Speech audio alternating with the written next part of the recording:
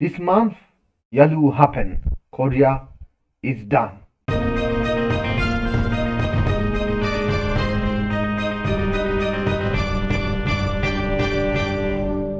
Hello everyone. Welcome to YouTube class of 19th century. Last month, commanders assigned, revolutionaries and agents began their work. Pyongyang fell and sea conflicts, mostly in Port Arthur as well as Vladivostok, happened, and now current month. Do not worry, most important events are for the last.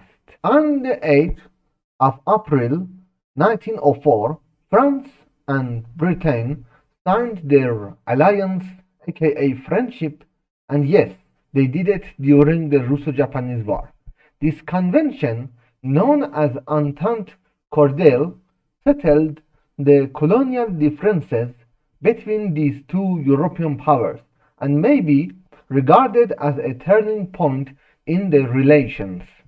It had significant repercussions on the global balance of power in the next decade. Wow, foreshadowing. Truth be told, the negotiations between the two parties began in August 1903, so the war did not impact it directly as much. Often, the Entente believed to be brainchild of King Edward VII, whose major contribution was in fact his success in disarming latent French hostility towards Great Britain during his visit to Paris in 1903. The main participants in the agreement were British Foreign Minister Henry Lanzon and French Foreign Minister Théophile Delachaux. The agreement settled territorial disputes in Morocco, Egypt, Siam, Madagascar, New Hebrides, which makes Vikings happy, and West Africa. While the Entente was not anti-German in character, the expansionist policy of Second Reich in the following years strengthened the cooperation between France and Great Britain, culminating in the military conversations from 1906 to 1914 and the subsequent military cooperation during the Great War. Today, on the 13th of April 1904, less than 2 months after arrival of Makarov, which by the order of Tsar tried to break the blockade, his flagship, the battleship Petropavlovsk, sailed into a newly laid minefield or mine sea. Mine canal? I don't know. The ship blew up and in less than 2 minutes sank, taking down more than 600 seamen. It was absolute hell.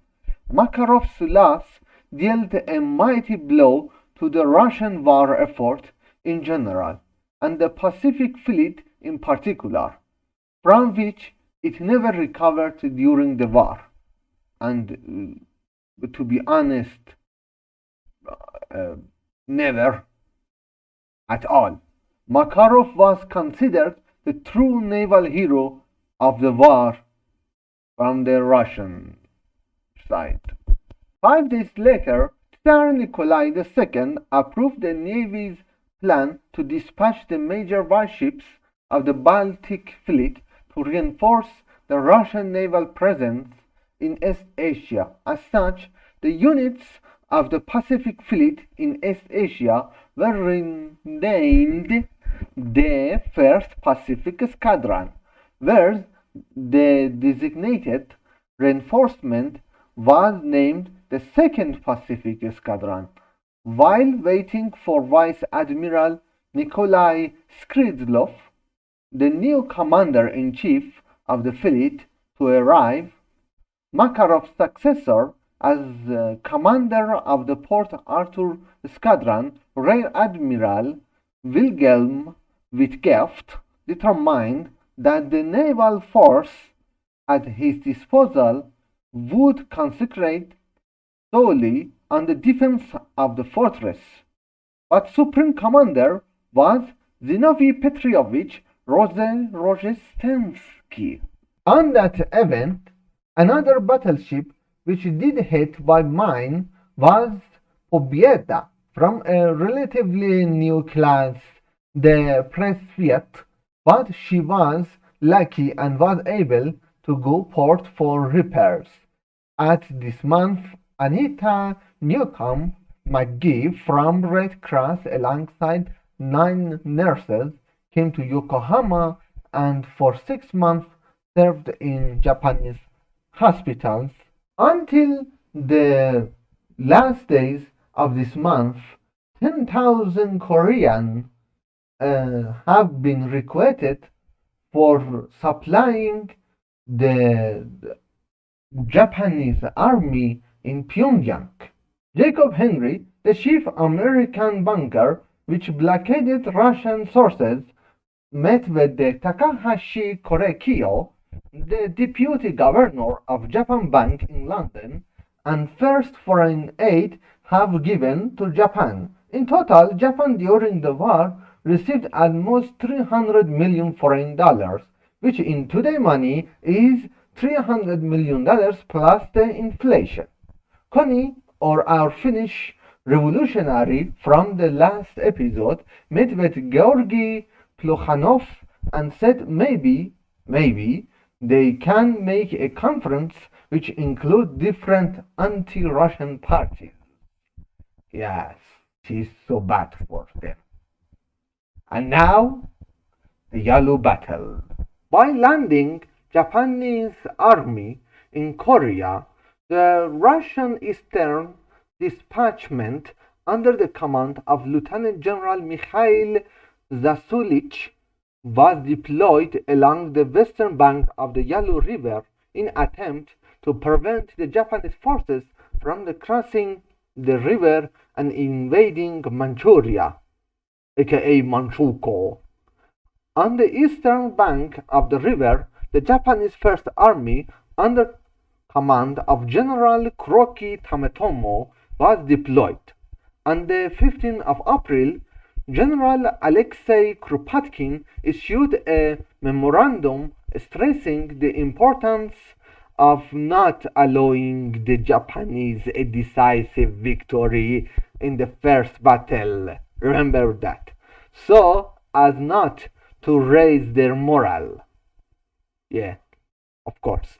In the same spirit, however, Kropotkin warned Zasulich to avoid a decisive battle and instructed him to determine the enemy's strength, disposition, and marching lines, and quote unquote, to retreat as slowly as possible to the mountains. Of course, he tried that. The Eastern Detachment consisted of the 3rd Siberian Army Corps, supported by Transbaikal Kazakh Brigade under Major General Pavel Mishchenko. The combined Russian fighting force amounted to 16,000 riflemen, 2,350 cavalry, 640 mountain scouts, 48 field guns, 8 mountain guns, and 6 horse artillery guns.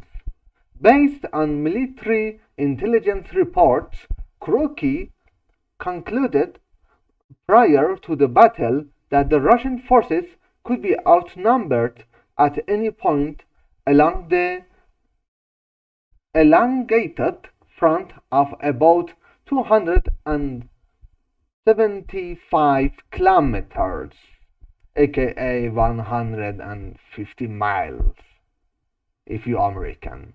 His first army was stronger by far than its opponents, consisted of 2nd, 12th, and Imperial Guard divisions, over 40,000 strong. The Japanese troops marched for 6 weeks before arriving at Korean border town of Viju, aka Gishu, where they prepared for the battle and carefully monitored the enemy positions. The Sulich did not exert much effort to learn more about Japanese dispositions, nor did he do much to conquer his own. It was pathetic, really. The Yalu battle really happens in the next month.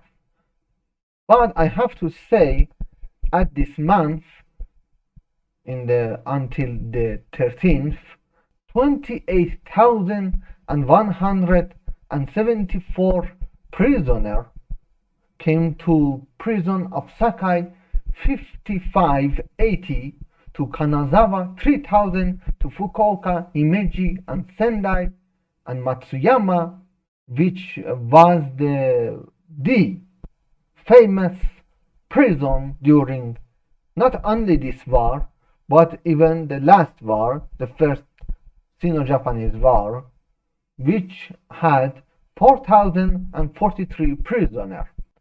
I have to say, these prisons, so-called, they were in a very good position, really. They had good food, good medicine, everything, really, because they were under control of Red Cross. So, yes, what I try to say is this Japan, or the Meiji Japan, is completely different from that Japan, you know. So this was April. From the next month, the real war began. So if you want to not lose it, subscribe and click the bell button. I am Baron Benjamin, and I would catch you on the next month.